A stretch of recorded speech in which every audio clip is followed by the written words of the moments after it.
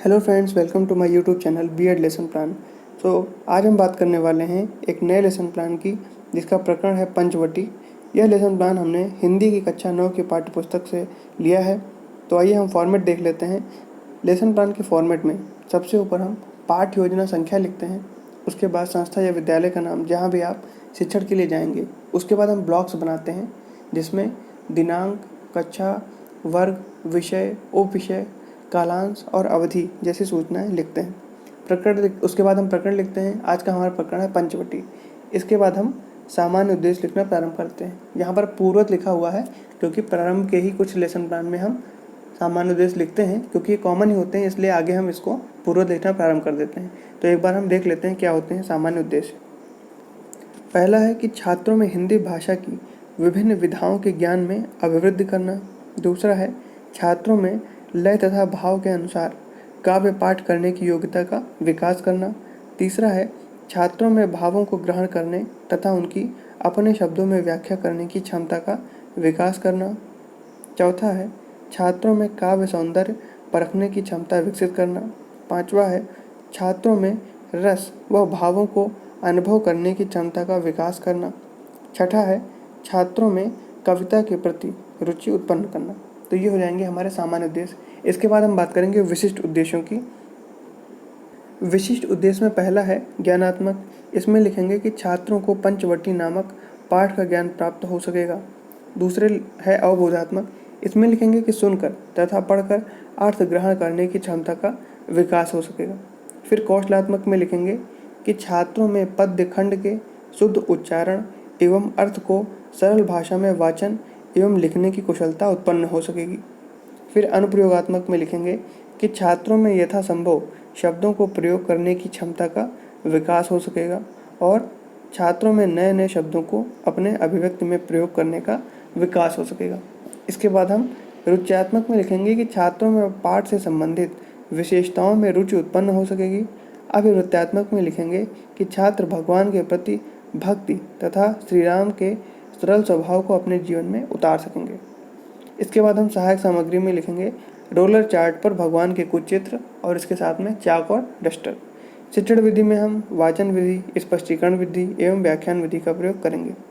पूर्व ज्ञान में हम लिखेंगे कि छात्र पाठ से संबंधित पूर्व ज्ञान रखते हैं। इसके बाद हम प्रस्तावना प्रश्न की हेडिंग डालेंगे। इसमें 2 कॉलम बनाएंगे, प्रश्न और उत्तर। पहला प्रश्न लिखेंगे कि अयोध्या के राजकुमार कौन थे। उत्तर में लिखेंगे श्री राम। फिर दूसरा है कि राम को 14 वर्ष के लिए कहाँ भेजा गया था। तो उत्तर में लिखेंगे कि वनवास। फिर तीसरा है कि वन में वह किस जगह निवास करते थे। तो उत्तर में लिखेंगे कि कुटी में।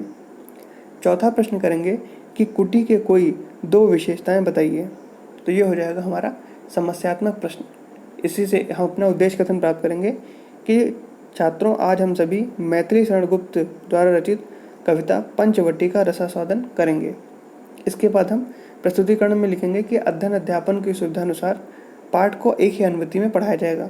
और इसके बाद पाठ संकेत में चारुचंद्र की से लेकर यह नरलोक है, ये बीच बीच में करके लिख देंगे, डैश डैश करके। और इसको आप पूरा लिखना चाहें तो जो बाएं तरफ सादा पेज है उस पर आप पूरा लिख भी सकते हैं। इसके बाद हम 3 कॉलम बनाएंगे, शिक्षण बिंदु, छात्राध्यापक क्रियाएं और छात्र क्रियाएं। इसमें जो है हम सबसे पहले लिखेंगे शिक्षण बिंदु में आदर्श वाचन। छात्राध्यापक क्रियाओं में लिखेंगे कि छात्राध्यापक द्वारा प्रस्तुत पाठ का आरोह अवरोह यति गति विराम चिन्हों का प्रयोग करते हुए आदर्श वाचन किया जाएगा। छात्र क्रियाओं में लिखेंगे कि छात्र ध्यानपूर्वक सुनेंगे। अनुकरण, उसके बाद अनुकरण वाचन में लिखेंगे कि छात्राध्यापक द्वारा छात्रों को अनुकरण वाचन का निर्देश दिया जाएगा। और छात्र क्रियाओं में लिखेंगे कि छात्र अनुकरण वाचन करेंगे। इसके बाद हम हेडिंग डालेंगे भावानुभूति प्रश्न की। इसमें पहला प्रश्न लिखेंगे कि लक्ष्मण संसार के मनुष्यों को से क्या करने की आशा रखते हैं। तो उत्तर में लिखेंगे कि लक्ष्मण जी अपेक्षा करते हैं कि सभी व्यक्ति लोकोपकार में लगे रहें और अपने हित का चिंतन करें। दूसरा है कि पंचवटी कविता में निहित मूल भाव क्या है। तो उत्तर में लिखेंगे कि चंद्रमा की स्वच्छ चांदनी पृथ्वी तल और आकाश में छाई हुई है। मंद पवन के झोंके से पेड़ मानो मस्त होकर झूम रहे हैं। इस प्राकृतिक सौंदर्य से भरी पंचकुटी में श्री राम कुटी बनी हुई है। फिर अगला है प्रश्न लिखेंगे कि प्रहरी बना हुआ लक्ष्मण कुटीर के किस धन की रक्षा कर रहे हैं। तो उत्तर में लिखेंगे कि लक्ष्मण जी प्रहरी बनकर सीता रूपी महान धन की रक्षा कर रहे हैं। इसके बाद हम हेडिंग डालेंगे संक्षिप्त व्याख्या। इसमें हम 4 कॉलम बनाते हैं।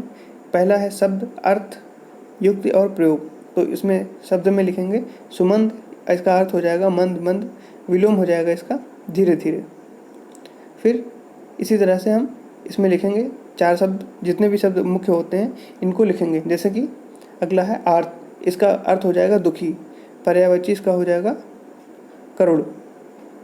फिर अगला है पुलक, पुलक का अर्थ हो जाएगा हर्ष, पर्यायवाची हो जाएगा इसका प्रसन्नता। फिर इसका अगला हो जाएगा नरलोक, इसका हो जाएगा मनुष्य, फिर पर्यायवाची हो जाएगा संसार। इसी के क्रम में आगे हम लिखेंगे लेखन एवं निरीक्षण कार्य। तो यहाँ पर बहुत कम जगह में लिखा हुआ है कि छात्राध्यापक द्वारा लिखने का निर्देश देकर निरीक्षण कार्य किया जाएगा। इसमें आप पूरा लिख सकते हैं कि छात्राध्यापक द्वारा इसे संक्षिप्त व्याख्या को लिखने का निर्देश देकर कक्षा में घूम घूम कर निरीक्षण कार्य किया जाएगा। इसके बाद हम लिखेंगे सौंदर्य अनुभूति प्रश्न। तो इसमें भी हम प्रश्न उत्तर 2 कॉलम बनाएंगे। पहला प्रश्न लिखेंगे कि 4 चंद्र की चंचल किरणें पंक्ति में कौन सा अलंकार है। तो उत्तर में लिखेंगे कि अनुप्रास अलंकार है। दूसरा है कि इस कविता में कौन सी भाषा का प्रयोग किया गया है। तो हम उत्तर में लिखेंगे कि इस कविता में खड़ी बोली का प्रयोग किया गया है। तीसरा प्रश्न है कि पंचवटी में कौन सा समास है। तो उत्तर में लिखेंगे कि बहुब्रीहि समास है। फिर संभावी कविता में, तो इसमें भी एक इसी भाव की एक कविता लिखेंगे, जो जैसे कि आप देख पा रहे होंगे यहाँ लिखी हुई है। इसके बाद हम पुनः वाचन करेंगे। तो यहाँ लिखेंगे कि छात्राध्यापक द्वारा पाठ का पुनः सस्वर वाचन किया जाएगा। उसके बाद हम मूल्यांकन प्रश्न लिखेंगे, हेडिंग डालेंगे इसकी और 2 कॉलम बनाएंगे। इसमें पहला प्रश्न लिखेंगे कि मैथिली शरण गुप्त किस युग के कवि थे। तो उत्तर में लिखेंगे कि मैथिली शरण गुप्त द्विवेदी युग के कवि थे। फिर अगला है कि साकेत रचना पर गुप्त जी कौन सा पुरस्कार मिला था, गुप्त जी को कौन सा पुरस्कार मिला था। तो उत्तर में लिखेंगे कि साकेत रचना पर गुप्त जी को मंगला पुरस्कार दिया गया था। फिर अगला प्रश्न लिखेंगे कि मैथिली शरण गुप्त की 2 रचनाओं के नाम बताइए। तो उत्तर में लिखेंगे साकेत और यशोधरा। फिर हम गृह कार्य में लिखेंगे कि कल सभी छात्र पंचवटी कविता का अर्थ लिखकर लाएंगे। तो यहाँ पर हमारा लेसन प्लान समाप्त होता है। कैसा लगा आपको वीडियो कमेंट करके हमें ज़रूर बताएं। चैनल को सब्सक्राइब करें, वीडियो को लाइक करें और दोस्तों के साथ शेयर करना ना भूलें। धन्यवाद।